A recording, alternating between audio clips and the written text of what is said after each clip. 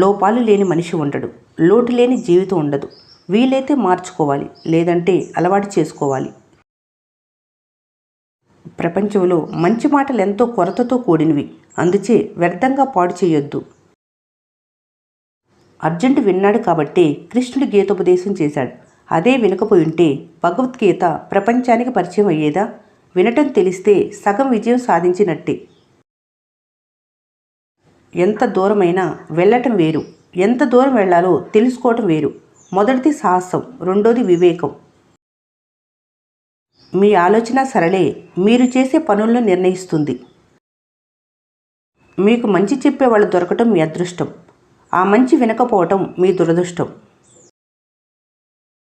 వీరత్వం అనగా ఎదిరించి నిలబట్టమే తప్ప సందర్భం వచ్చినప్పుడు వెనక నుండి వెన్నుపోటు పడవటం కాదు.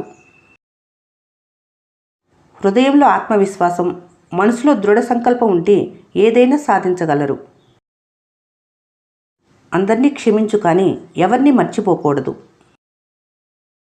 నువ్వు పుట్టింది నీకు వచ్చే కష్టాన్ని చూసి ఆగిపోవటానికి కాదు, కష్టాలను ఎదిరించి నువ్వేంటో ఈ లోకానికి చూపటానికి. నాణ్యాలు శబ్దం చేస్తాయి, కానీ కరెన్సీ నోట్లు నిశ్శబ్దంగా ఉంటాయి. మీ విలువ పెరిగినప్పుడు మాట్లాడటం తగ్గించుకోవాలి. గెలుపంటే అలుపు లేకుండా శ్రమిస్తే వచ్చేది, బద్ధకంగా పడుకుంటే వచ్చేది కాదు. బలహీనులు మాత్రమే ప్రతీకారం కోరుతారు, బలవంతులు మాత్రమే సహిస్తూ మౌనంగా ఉంటారు. బుద్ధిమంతులు మాత్రమే జరిగినవి మర్చిపోతారు, ప్రశాంతంగా జీవిస్తారు.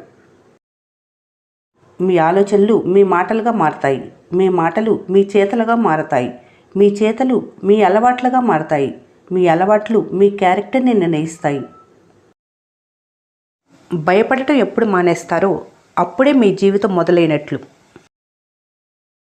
అమ్మ కోపం కడుపు నింపటానికి, నాన్న కోపం బ్రతుకు నేర్పటానికి, గురువు కోపం బుద్ధి నేర్పటానికి, స్నేహితుల కోపం దారి చూపటానికి, శత్రువు కోపం జాగ్రత్త నేర్పటానికి.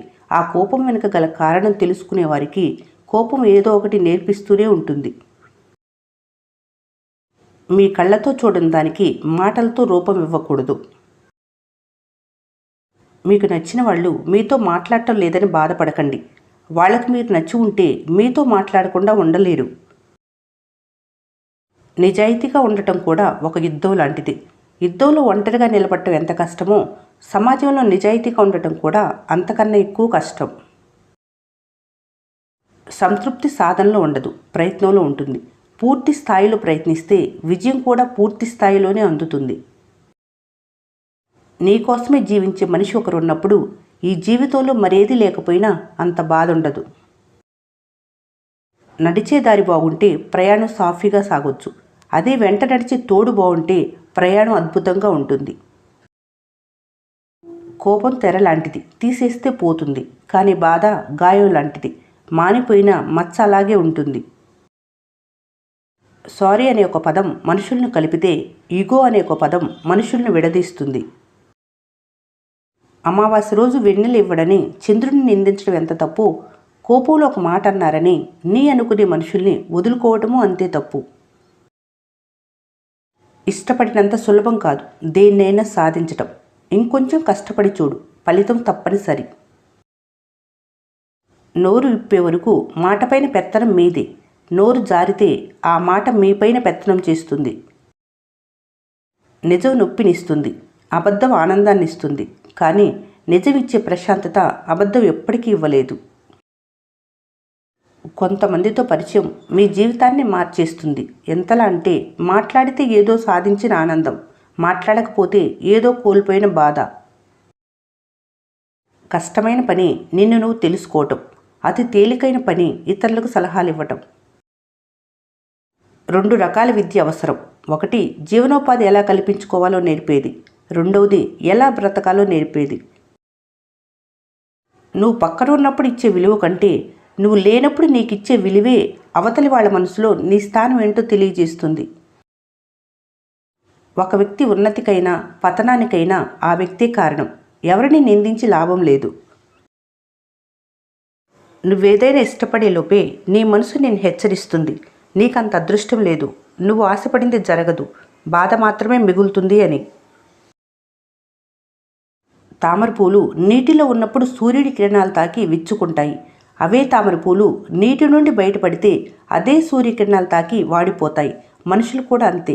తమ స్థానం కోల్పోయినప్పుడు తన మిత్రులు తనకు శత్రువులవుతారు. అప్పు చేయకుండా ఉండటానికి ప్రయత్నించండి.